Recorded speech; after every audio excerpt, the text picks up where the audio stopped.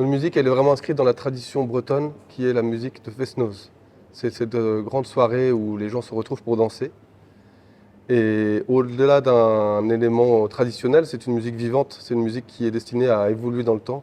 Et donc nous sommes des représentants de cette musique moderne et traditionnelle à la fois, où nous mélangeons des instruments traditionnels comme le biniou, la bombarde, l'accordéon diatonique est aussi présent, et la basse électrique, la guitare et des éléments électroniques, même des choses comme le rap, des éléments un peu plus modernes comme des éléments d'énergie. La grande force de Startigène, c'est que ça veut dire énergie en breton. Donc nous marions la musique traditionnelle avec des éléments modernes et également avec la langue qui est valorisée sous forme variée, et c'est vraiment notre marque de fabrique. Ah bah par la musique, de toute façon déjà la musique c'est universel. Quand on arrive à faire... Nous on fait danser les gens, quand on arrive à faire danser les gens, que ce soit en Italie ou ailleurs dans le monde déjà, bah, c'est fabuleux. Parce que déjà avec notre musique, nous elle vient de Bretagne, elle est ancrée en Bretagne, mais elle est surtout ouverte sur le reste, enfin sur partout. Nous, notre but c'est de faire voyager cette musique-là. Nous pour notre part c'est la première fois qu'on vient ici, mais on sait que par d'autres musiciens on a su qu'il y a énormément de Bretons qui sont déjà venus jouer ici, qu'ils ont été toujours très bien reçus et que les gens de la Vallée des Hausses sont très curieux des musiques et de la diversité, et c'est chouette. Après en échangeant avec les gens du festival, on a appris aussi que vous avez votre langue ici, le franco-provençal, qu'il y a plein de choses qui sont en lien avec ce que nous on vit aussi en Bretagne avec la langue bretonne et tout ça.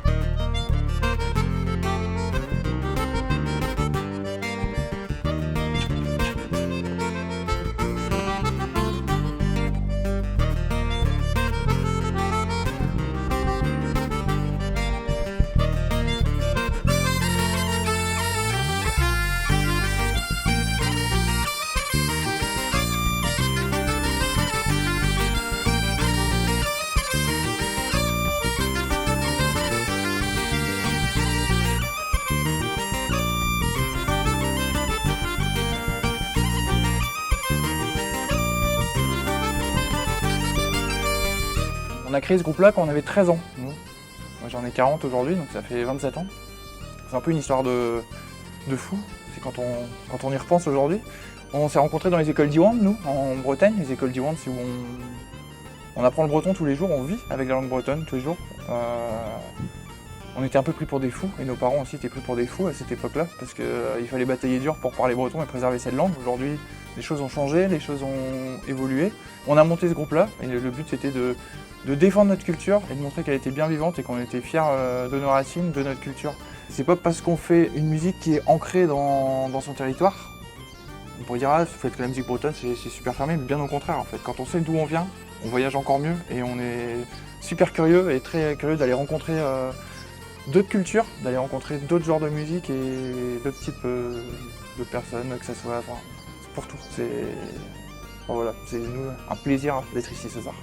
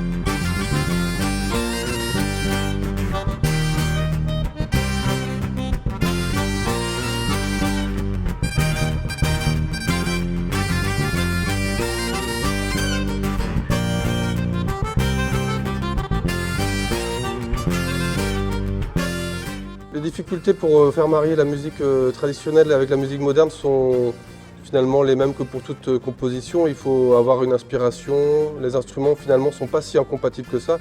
Au contraire, on retrouve des liens naturels entre différentes cultures aussi. Il faut être, moi pour ma part qui suis bassiste, attentif à des mariages qui se sont faits dans d'autres pays. Je peux penser à la musique brésilienne, je peux penser à la musique de toutes sortes de contrées du monde en fait finalement, qui ont déjà fait des propositions, on s'en inspire, on s'en nourrit.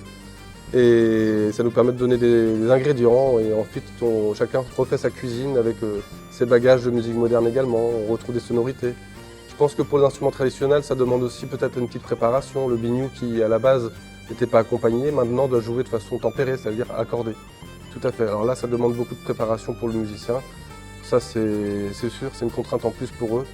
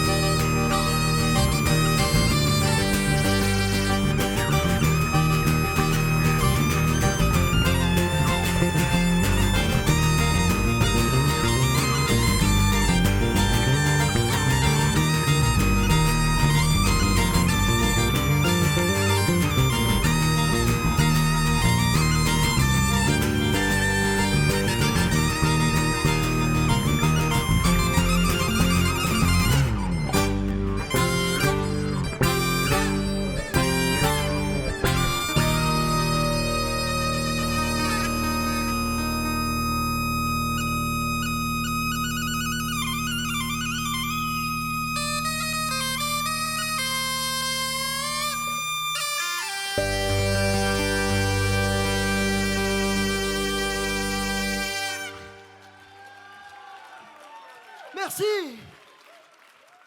Nulla come la musica rappresenta la radice di una gente.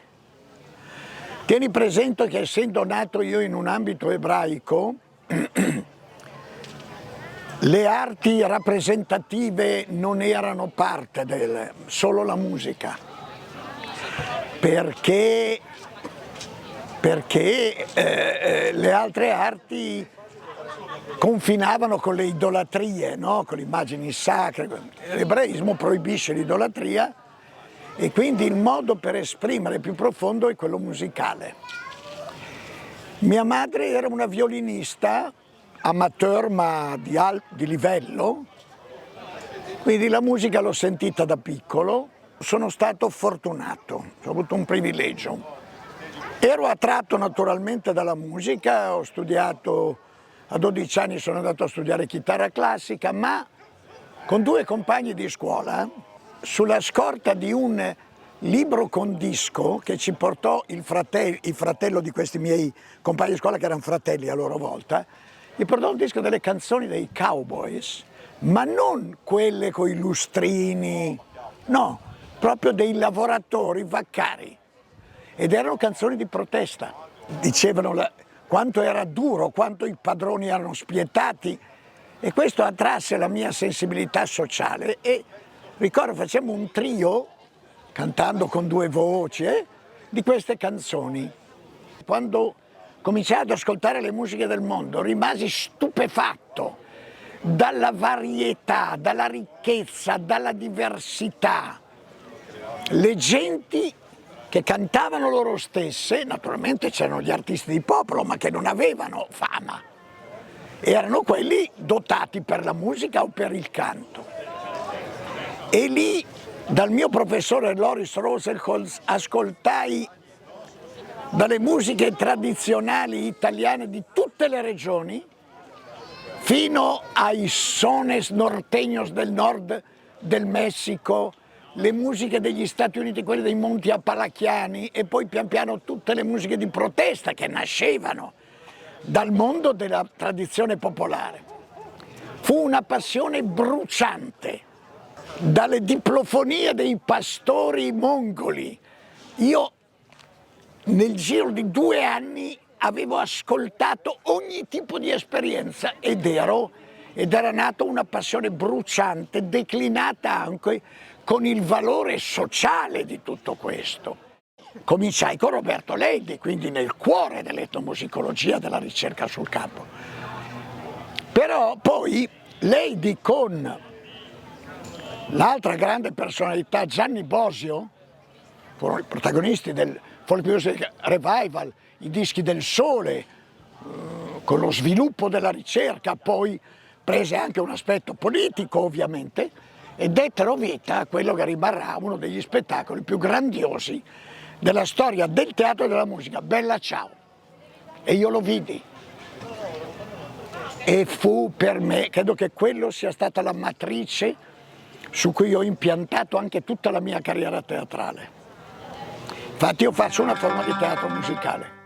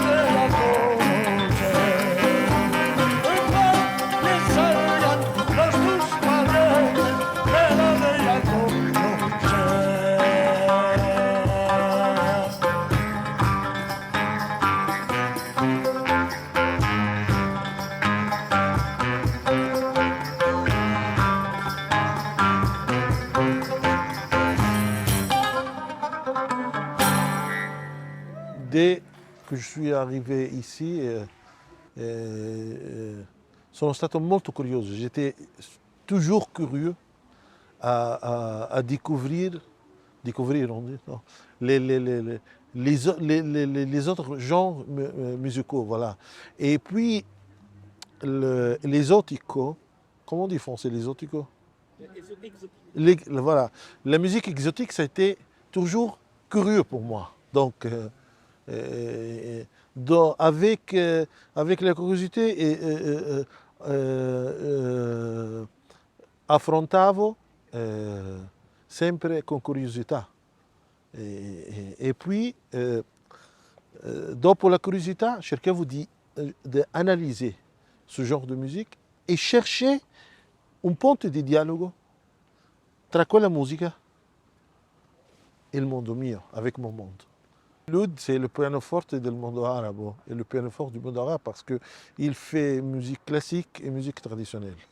Et donc, c'est le sultan des instruments, voilà, dans notre monde. Et j'ai toujours rêvé que cet instrument, il peut un jour jouer d'autres musiques, jazz, blues, rock. Et donc, j'étais toujours un ambassadeur avec l'oud de découvrir des genres musicaux nouveaux, quoi. Avec mon instrument, moi j'ai le 7e corde, donc j'ai plus d'extension. Et donc, on parle de 1, 2, 3, 4, 5 octaves. Donc, et puis 6e octave avec des positions. Donc, c'est un instrument, il y a tout. Et puis, et fretless. Donc, il y a le 1/4 de ton, le demi-bémol, le demi-dièse. Donc, parce que notre musique, on divise en demi, ton, note, demi-note et 1/4 de note. Non? Donc, et avant 1932, le congrès du Caire, excuse-moi,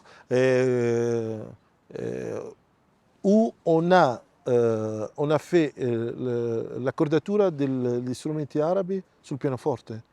No? Et on a perdu un 8e de bémol. Donc,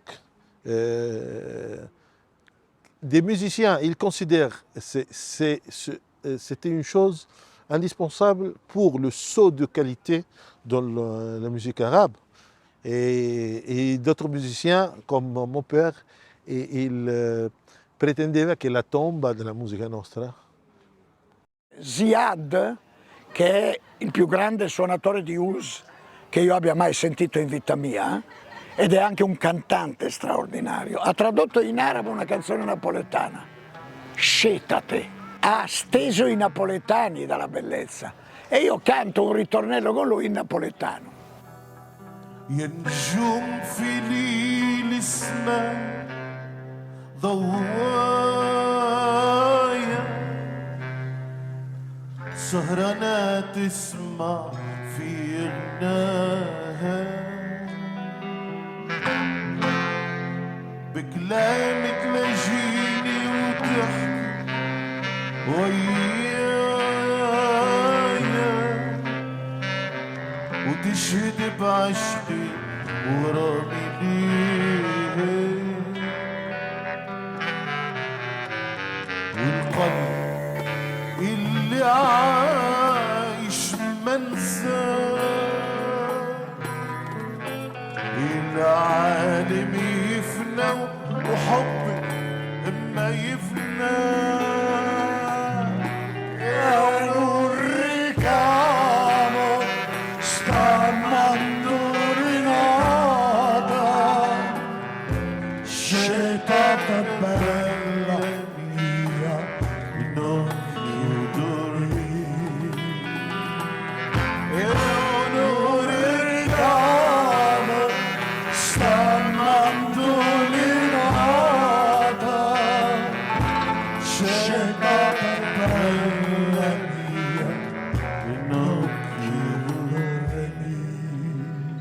La vielle à roue, alors je l'ai découvert il y a une cinquantaine d'années.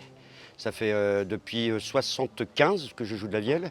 Et en fait, l'histoire a commencé dans un groupe folklorique d'Auvergnat, de Limousin, en Touraine, donc des originaires dans une autre région de la France. Et il y avait une amie d'enfance de ma mère qui jouait de la vielle, qui a formé aussi d'autres joueuses de vielle, dont Muriel Hermine, qui était une championne d'Europe de ballet nautique. Et puis ensuite, j'ai rencontré des musiciens comme Gaston Rivière, René Zosso, vielleux suisse, Gaston Rivière qui aurait un peu plus de 100 ans aujourd'hui. Et puis, de fil en aiguille, j'ai continué comme ça, un petit peu, commencé après le folklore à faire du folk. Et du coup, j'ai rencontré Frédéric Paris, qui est vraiment mon mentor, qui est mon maître, celui, je raconte souvent, qui est le premier musicien sur la vielle que j'ai rencontré. Et de ce jour-là, j'ai eu envie de poursuivre vraiment l'aventure. Et puis de fil en aiguille, c'est devenu mon métier. J'ai commencé à l'âge de 11 ans, j'en ai 61, donc ça fait 50 ans, un peu plus de 3000 concerts et des millions de kilomètres.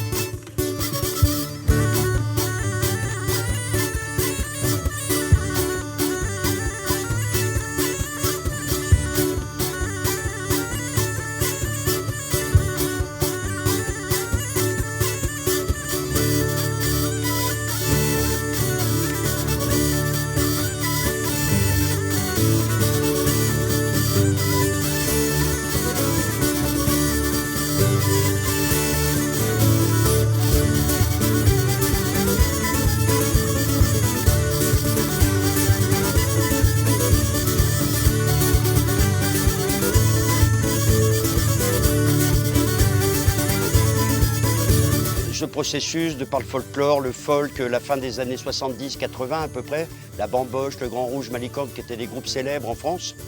Et ces rencontres avec les groupes folkloriques qui étaient des groupes de recherche d'expression d'art et tradition populaire, qui étaient un petit peu, si je voulais rendre hommage à la famille Boniface par exemple, les Valdotins, qui ont tout ce travail de collectage à la fois des anciens, etc. Et là, on est sorti du folklore, c'est-à-dire que du coup, on s'est rendu compte qu'il y avait une sociologie beaucoup plus intéressante que l'image du régionalisme qu'on a voulu en donner. Et puis, la rencontre avec Frédéric Paris, cette musicalité sur l'instrument, où j'ai découvert la musique finalement, parce qu'au début, j'ai découvert un instrument, un objet, et je ne comprenais pas, enfant, forcément que c'était un instrument de musique, et ce que c'était que la musique.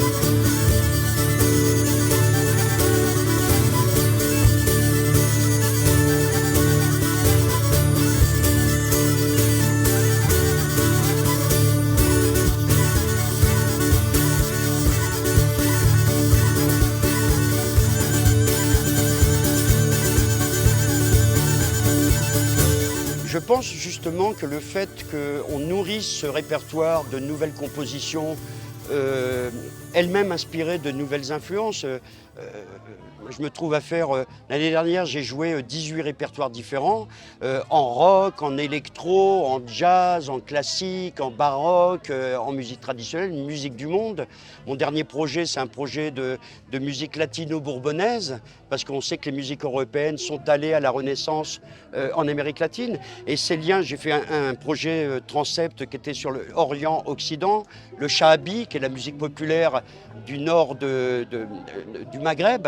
Et en fait, ce lien, il a toujours existé. La musique, c'est universel, surtout les musiques du monde. C'est bien des musiques qui sont répandues partout. Et d'ailleurs, je prononce souvent cette phrase que pour moi, la richesse de l'humanité, elle réside dans la diversité de ses particularismes.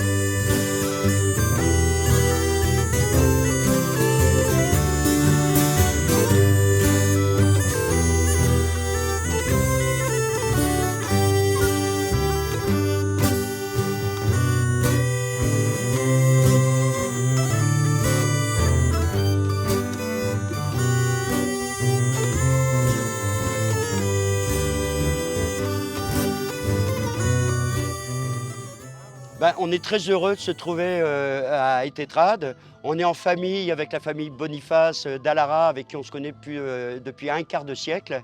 Et c'est des frères et des papas et des mamans. C'est vraiment des gens avec qui on a une sensibilité commune et je pense sur lesquels on fait un travail qui est très commun. Et le festival, de par sa programmation, en témoigne.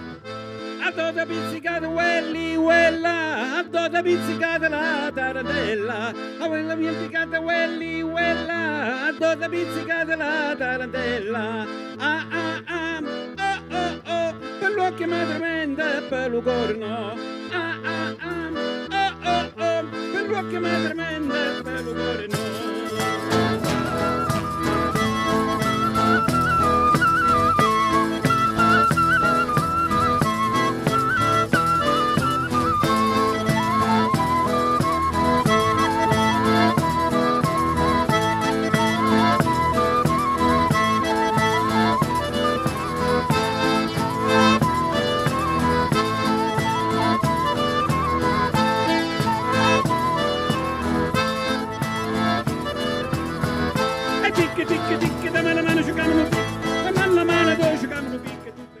E a 19 anni a Torino ho avuto un po' una vocazione, una chiamata a quella che è una ricerca delle origini, delle mie origini.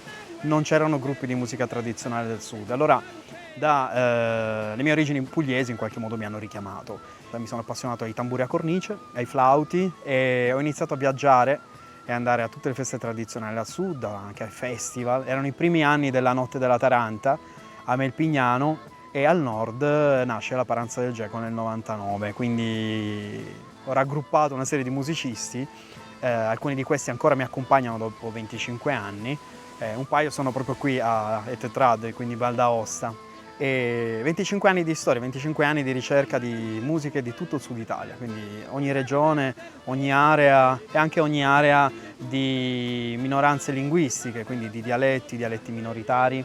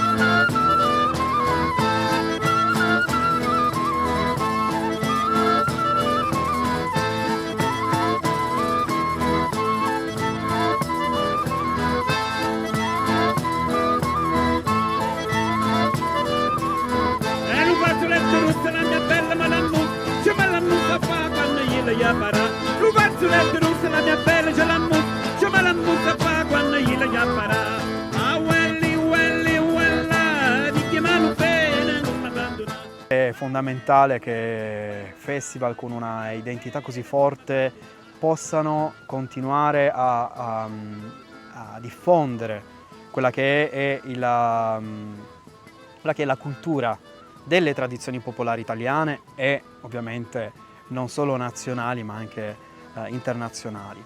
Contesti con delle comunità molto vive, molto in qualche modo attaccate alle proprie tradizioni, ancora orgogliose delle proprie tradizioni, ecco ci sia questo dialogo tra cultura locale come appunto questa dell'area qui in cui si svolge Etetrad, quindi di questa zona di tutta la Val d'Aosta e questa zona della Val d'Aosta, con anche musiche per esempio del sud Italia che sono apparentemente così distanti, però hanno questa capacità di riunire le comunità e di rafforzare un po' lo spirito di comunità, l'identità e di porle, ripeto, in comunicazione, in confronto, in dialogo.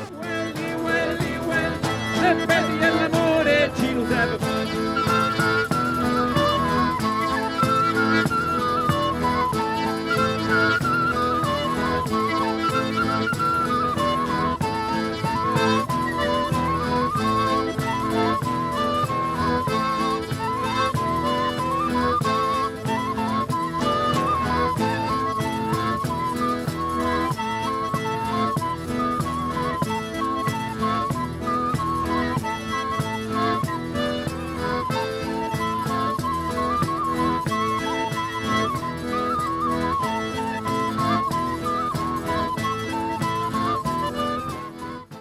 In questo contesto ci sentiamo totalmente a casa perché il pubblico di Etetrad è fortemente interessato, sensibile e anche attento. C'è un ascolto molto interessante. Sentiamo che il pubblico ascolta in maniera molto interessante.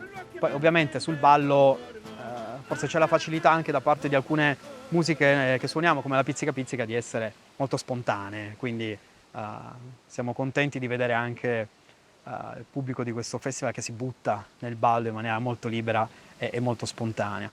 Keras Factory, c'est un projet qui est né il y a 2 ans maintenant. C'est un mélange musique à danser mais avec de l'électro et des samples venus d'horizons différents. Et on va travailler dans le Kera depuis très longtemps et il y a une association là-bas qui me fait beaucoup penser au travail que mènent les Trouveurs ici, qui est une association qui fait travailler vraiment sur le patrimoine du Kera, qui est une toute petite région. Et ils nous ont commandé une création. Donc moi j'ai eu l'idée de faire le même processus artistique que Groove Factory, mais avec des samples venus du Kera, et de faire jouer ça par 11 musiciens amateurs du Kera, de plein d'instruments différents. Donc on est 14 sur scène. Voilà, on a répété pendant 1 année, composé, arrangé, répété, on a enregistré un disque et maintenant on se produit sur scène et c'est le concert qu'on a fait aujourd'hui à Etetrad.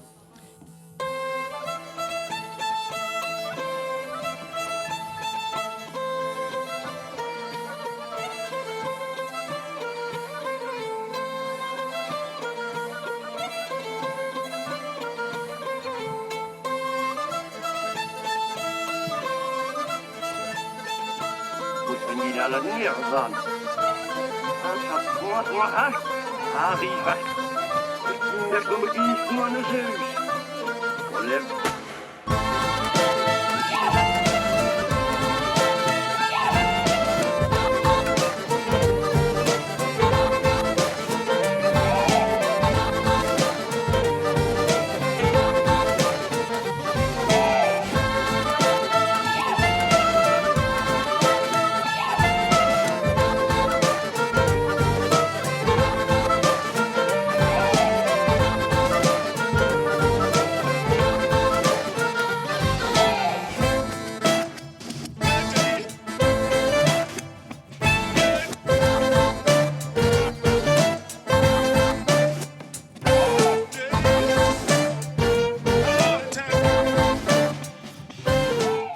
Il n'y a pas eu de sélection, c'est vraiment des gens, c'est sur l'humain, pas sur le niveau technique, c'est vraiment sur l'humain. On a rencontré les gens et c'est les gens avec qui comprenaient ce qu'on voulait faire, qui avaient envie de jouer avec nous.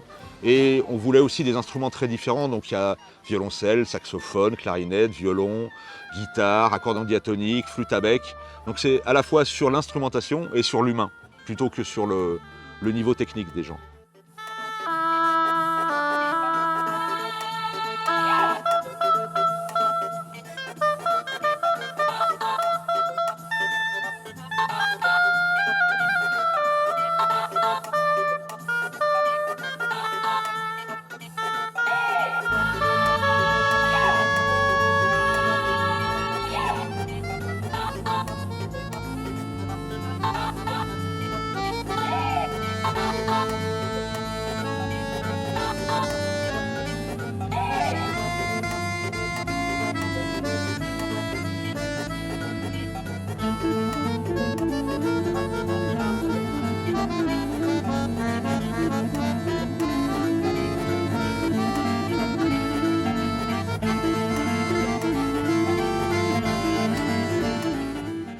Quand ce projet est né, j'ai fait beaucoup de recherches sur les collectages qui avaient été faits dans le Kera, dans les Hautes-Alpes.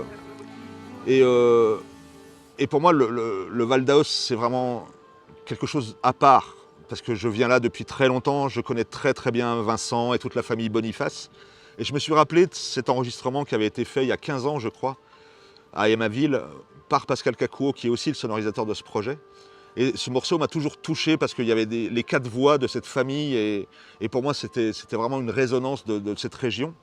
Et je me suis dit qu'il y avait un sens à utiliser ces samples-là dans ce projet-là, même si ce n'étaient pas des samples qui venaient de la région sur laquelle on travaillait, mais que le Val d'Aoste et le Queyras me rappellent, pour moi, c'est des entités géographiques sœurs des Alpes, dans une vallée, etc. Donc pour moi, ça faisait sens. Et en plus, comme on venait jouer ici, je me suis dit que c'était tout à fait logique pour moi d'utiliser ces samples-là, qui sont une très très belle chanson chantée par Liliane avec Sandro, avec une voix très grave, une chanson francophone. Voilà, pour moi, ça avait du sens et aucun problème. Écoutez-la complainte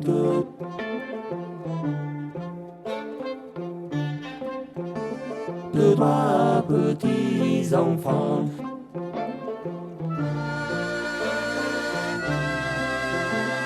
Écoutez-la complainte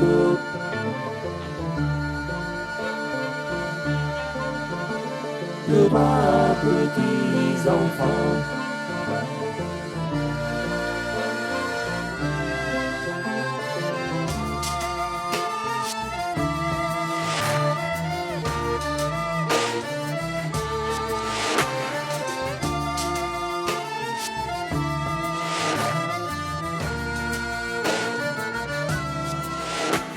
Écoutez-la complainte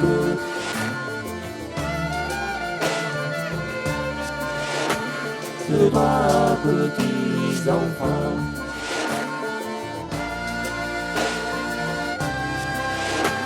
De 3 petits enfants, mon cœur les voilà.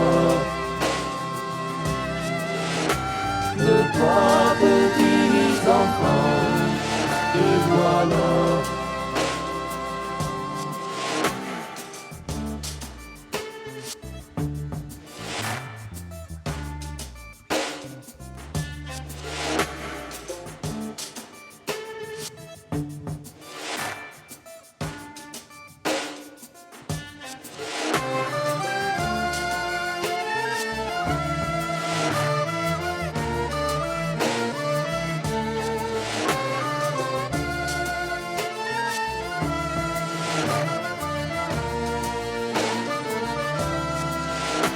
Sa mère était morte.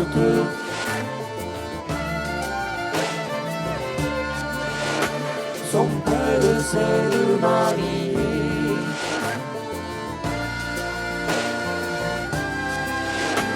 Son père s'est marié, mon cœur est voilà.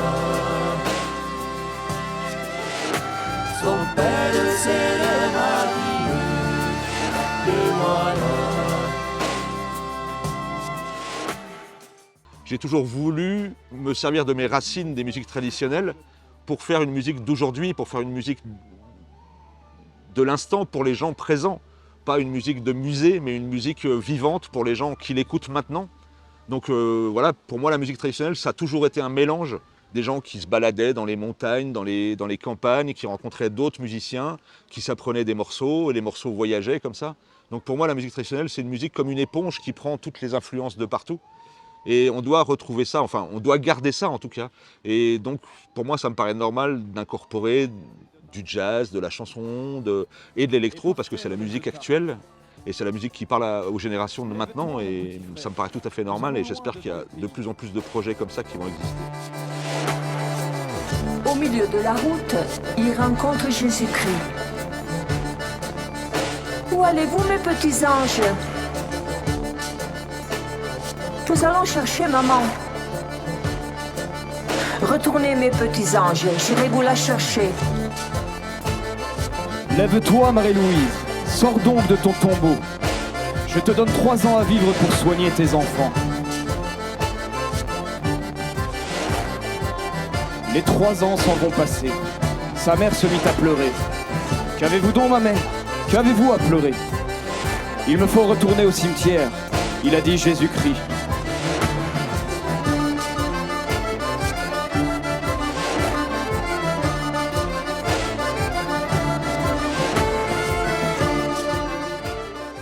Nel corso del mio percorso musicale ho cercato di uscire dall'ambito stretto della musica folk, che sentivo stretta per me anche perché non nasco come musicista tradizionale, sono un musicista di estrazione urbana, quindi oltre alla tradizione che mi ha molto appassionato, ho sempre cercato appunto altri stimoli musicali, altre collaborazioni. L'organetto mi ha accompagnato, quindi in questo senso gli ho fatto parlare un vocabolario nuovo, diverso da quello della tradizione. E questo è stato il mio percorso, cercare sempre nuove strade e anche nuove possibilità espressive dello strumento, fino a farlo diventare uno strumento tout court, non uno strumento relegato nella tradizione.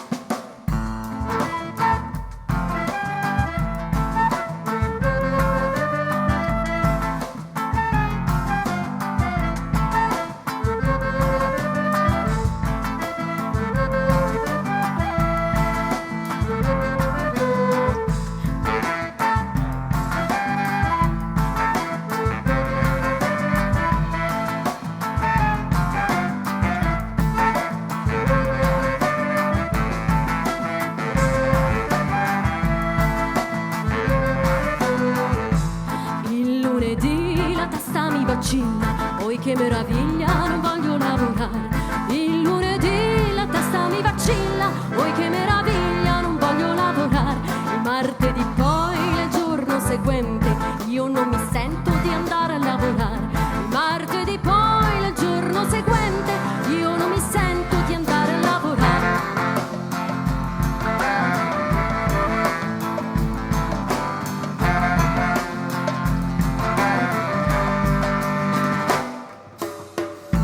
Mercoledì poi il giorno di baruffa, io c'ho della ciucca, non voglio lavorare. Il mercoledì poi il giorno di baruffa, io c'ho della ciucca, non voglio lavorare. Il giovedì poi le festa nazionale, il governo non permette che io vada a lavorare. Il giovedì poi le festa nazionale, il governo non permette che io vada a lavorare.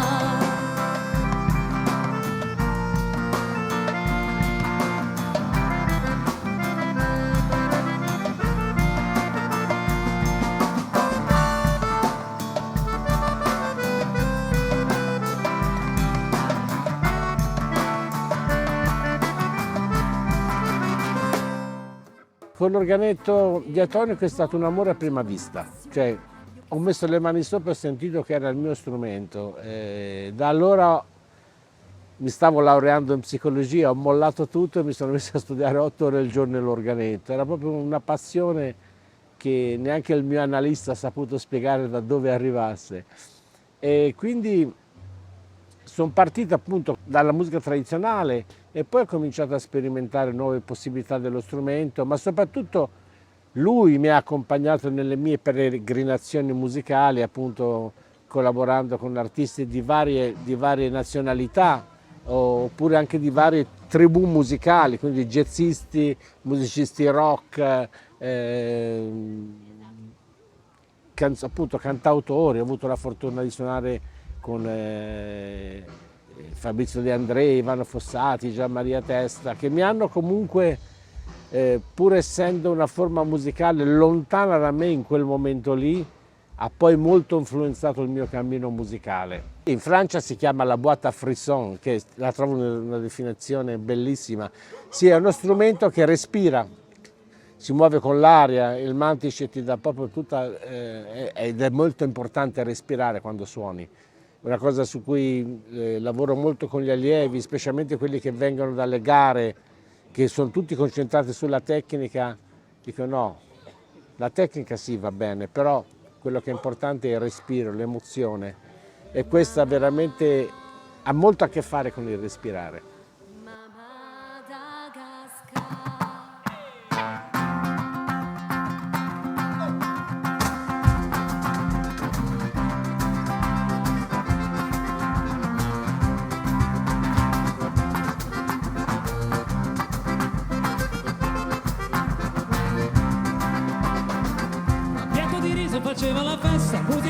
musica tutto intorno, nell'aria il profumo dolce di vaniglia, nell'aria il suono caldo della valigia.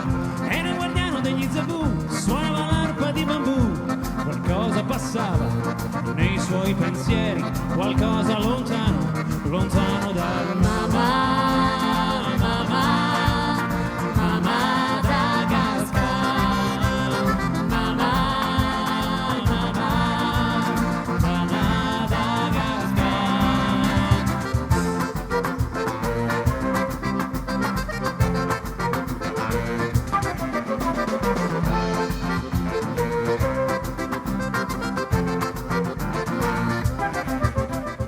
Le nuove generazioni di musicisti e di strumentisti, io ho avuto la fortuna anche di insegnare in conservatorio, quindi ho anche molto lavorato fin dall'inizio sulla pedagogia degli strumenti etnici e il livello che c'è attuale è veramente impressionante. Poi soprattutto i nuovi musicisti tradizionali, tra virgolette, che suonano strumenti tradizionali, suonano sì strumenti tradizionali, però con la consapevolezza e il sapere del musicista normale, quindi si sa leggere la musica, cosa che quelli della mia generazione non avevano questa capacità, perché siamo nati nel periodo folk in cui suonare la musica non serviva.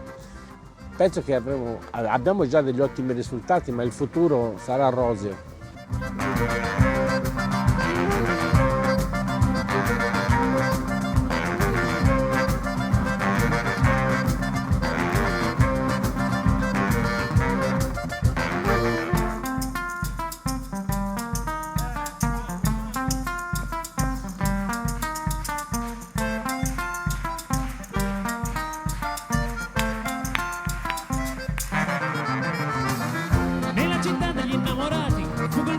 Dei diseredati, coltivo monete piovute dal cielo nel caldo malato di questo metro. Suonava lì, suona più forte, cantami storie portate dal vento. Culla quest'anima che non riposa, fammi sognare le coste del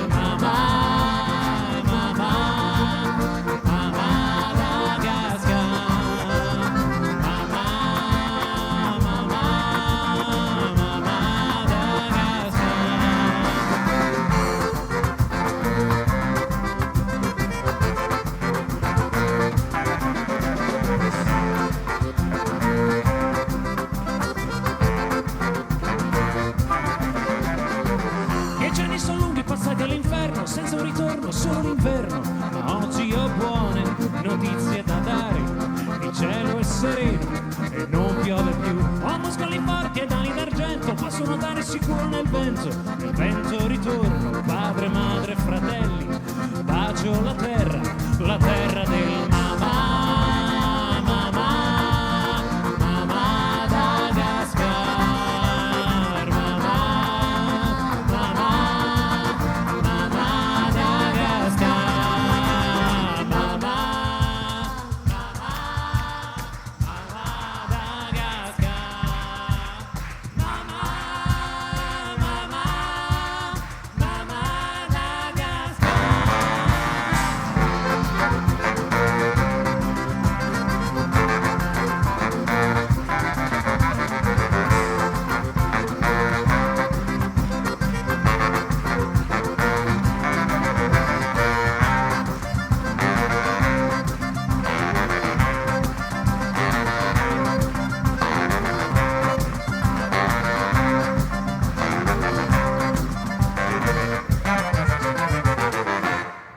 Vorrei spezzare un'ancia a favore di questo festival meraviglioso che è fatto da giovani, e questo è importantissimo, e questa cosa si respira nell'area perché c'è un'energia speciale ed è organizzato in maniera molto professionale, però è un festival che ha un'anima rispetto alle tante manifestazioni mega, così, eventi mega.